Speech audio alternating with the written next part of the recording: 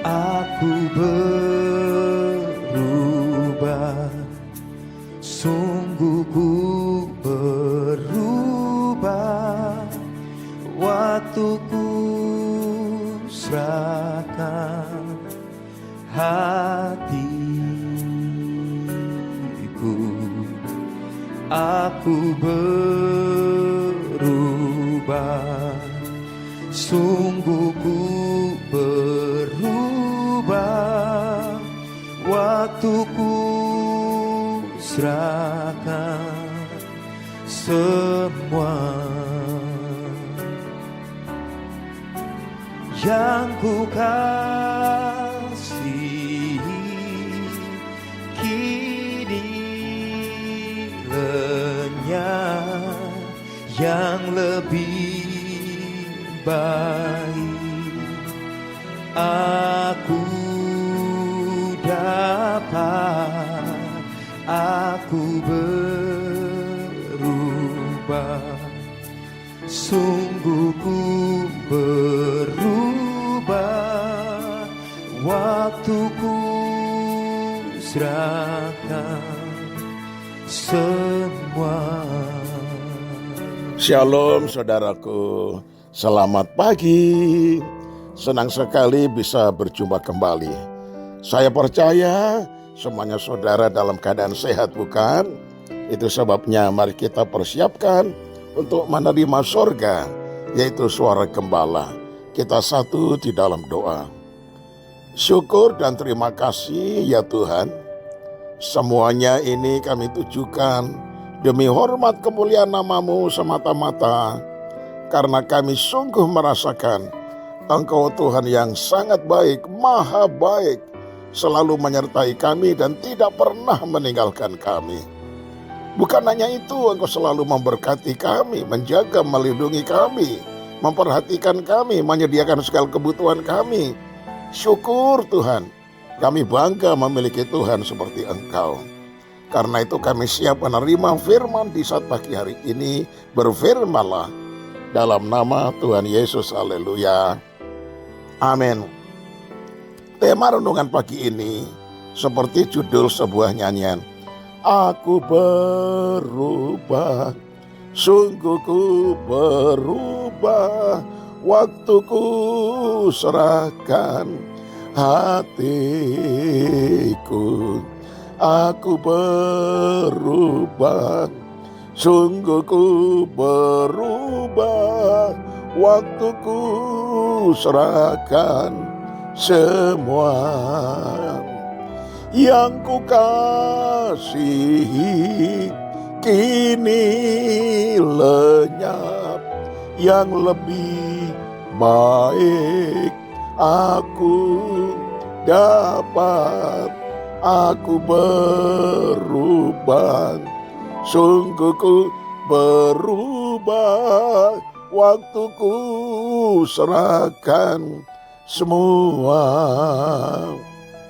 Sekali lagi, tema pagi ini yaitu aku berubah, sungguh ku berubah.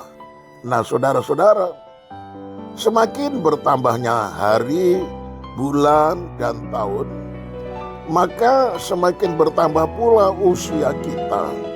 Dengan demikian, semakin dekatlah panggilan Tuhan kepada kita, atau semakin dekat juga kedatangan Tuhan.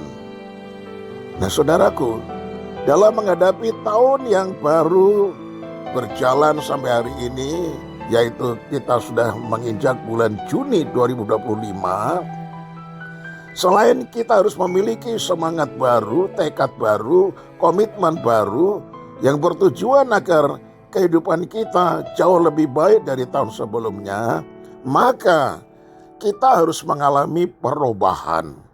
Perubahan apa saudaraku? Perubahan tingkah laku kita, karakter kita, sifat-sifat kita, langkah hidup kita, harus semuanya berubah. Apalagi kita sudah menyerahkan seluruh hidup kita, roh, jiwa, dan tubuh kita kepada Tuhan Yesus yang sudah mentransformasi hidup kita yang lama menjadi ciptaan yang baru. Bisa bilang amin saudaraku? Jadi harus ada perubahan positif di dalam diri kita. Perubahan itu bukanlah sekedar perubahan fisik semata, tetapi haruslah terutama hal kerohanian. Kalau tahun lalu kita malas dan ogah-ogahan melayani Tuhan, maka di tahun ini mari bertekad untuk bersungguh-sungguh lagi melayani Tuhan. 1 Korintus 15 ayat 58 berkata demikian, janganlah hendaknya kerajinanmu kendor, biarlah rohmu menyala-nyala dan melayanilah Tuhan. Demikian juga 1 Korintus 15 ayat 58, dalam persekutuan dengan Tuhan, jerih payahmu tidak sia-sia. Nah saudara, kalau di waktu lalu kita sayang dan selalu hitung-hitungan bila hendak menabur untuk pekerjaan Tuhan, di tahun ini kita berkomitmen memberi yang lebih baik.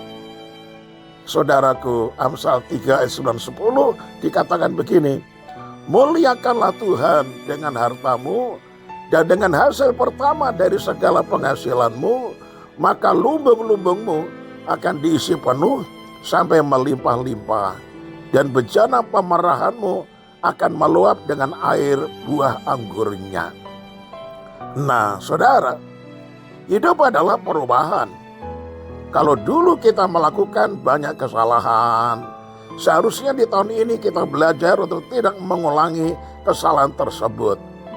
Kalau dulu mudah sekali melihat kecurangan orang lain, mari kini lihatlah kebaikan orang lain itu saja.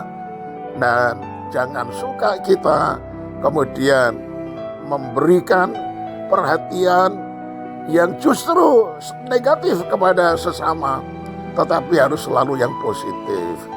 Kita harus belajar untuk mengoreksi diri, saudara-saudara. Jangan mengoreksi orang lain aja. Bisa bilang amin, haleluya. Galatia 6 ayat 4 berkata begini, baiklah tiap-tiap orang menguji pekerjaannya sendiri, maka ia boleh bermegah melihat keadaannya sendiri dan bukan melihat keadaan orang lain. Adalah mustahil kita berubah jika tidak ada kemauan untuk berubah dan tidak mau membayar harga. Hidup kita akan berubah bila kita mau membayar harganya, bila kita mau diajar, dibentuk dan dipimpin oleh Roh Kudus.